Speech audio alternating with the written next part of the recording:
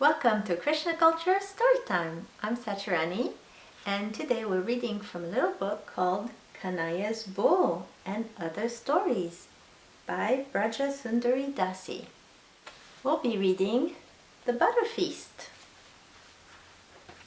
Mata and Masi climbed on boxes and chairs to put the butter so high that no child could reach it. Some of the pots were hung from the ceiling, but most of the butter was hidden in the large containers normally used for storing grain. The containers were placed on the highest shelves and were covered by sacks used for corn. I didn't know which of their tricks Krishna and Balaram would use to get the butter, but I knew no scheme could foil them. They would take the butter no matter what anyone did to try and stop them. Recently, Krishna and Balaram had sneaked into nearly all the houses in our village to steal butter and yogurt. Although many ladies had complained about them, that didn't stop them. My stomach tingled at the thought of seeing Krishna and Balaram. I felt sure we were due for a visit soon. I crouched down in the corner of the room where butter was kept. I was hidden behind the big wooden mortar. I didn't intend to tell on them. I just wanted to see them in action. I waited a long time for them to come. Then I gave up hope and went outside to play with my younger brother. He was too small to be much fun, but I was having no fun at all behind the mortars. Mata was pleased to see me. "Stay here a while and play with Raj," she said. "I want to go and get some housework done." Raj was crawling on the ground, getting his hands into everything he could find. And when he couldn't find anything else to put them in, he put them in his mouth. Ugh, he'd better not try to touch me with hands like this.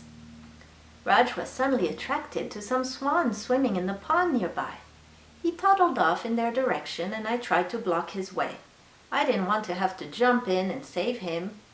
The trouble was, he was very stubborn and I couldn't distract him once he had his mind set on something. He picked up a big clump of dirt and threw it in my face. That was enough. It was time to take him home. I dragged him away from the water and he started to scream. I don't suppose anyone likes looking after small brothers, but at least for me the end was in sight. In a few months I'd be old enough to go out during the day with Krishna and Balaram and the big boys to look after the calves. I could tolerate him for a few more months. Raj stopped screaming as suddenly as he had started. He was looking at a house and pointing a little fat finger at the side window. "Krishna and Balaram," he said.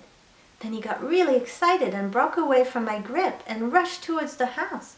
I ran ahead of him and looked through the window of the darkened room where I had recently been hiding.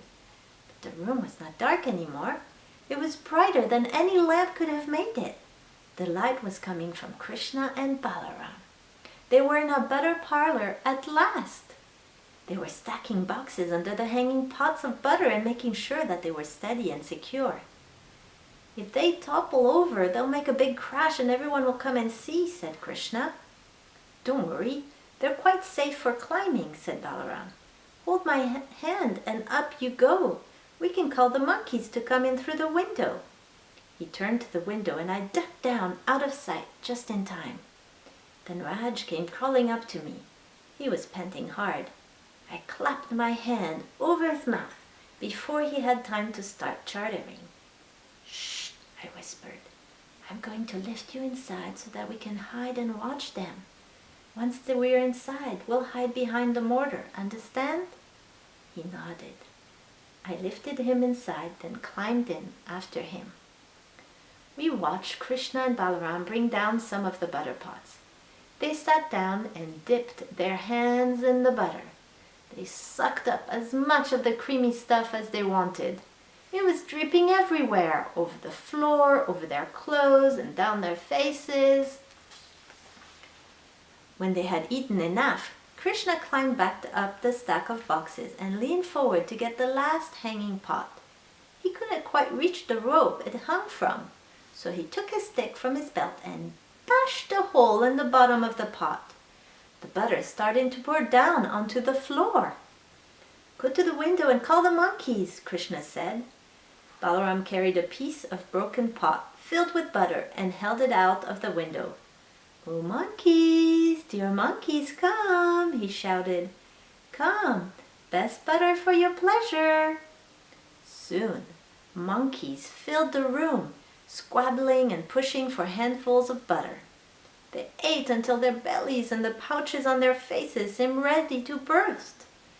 They then turned slowly and headed back out of the window. Balaram called them to come back and take more butter, but they ignored him and went on their way. They were so full.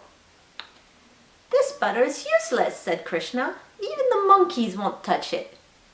Raj grew suddenly tired of hiding and jumped out from behind the mortar. "Peekaboo," he sang, smiling ear to ear. We saw you, you made a big mess." Raj made a short dash and skidded along the floor through the pool of butter. He made a crash landing and lay flat at Krishna's feet. The butter soaked into his face and clothes. Krishna leaned over and squeezed his fat cheeks. I don't know if it was the squeeze or the messy butter that upset Raj, but he started to cry, and soon he was howling loud enough to wake up the cows in Govardhan Hill. "Let's get out of here. We can get the butter hidden under the corn sacks later," said Balaram, and he and Krishna were out of the window in a second. Mata appeared in the doorway and flung her hands up in horror. "Raj, you naughty boy," she said. "Look what you've done," and she carried him away for a bath. Krishna and Balaram were waiting for me under a peach tree in the courtyard. A basket of peaches lay at their feet. "He is a real nuisance, that little brother of mine," I said. "Mata ought to tie him up." And we sat together and ate peaches until the lunch bell rang. The end. I hope you enjoyed the story of the butter feast from Kanaya's bowl. If you want to get this book, you can get it at krishnaculture.com. And don't forget to subscribe, and we'll see you next time. Thank you.